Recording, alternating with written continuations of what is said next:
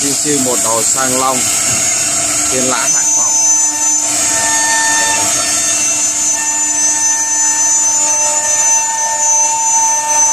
Bộ lô tì tự động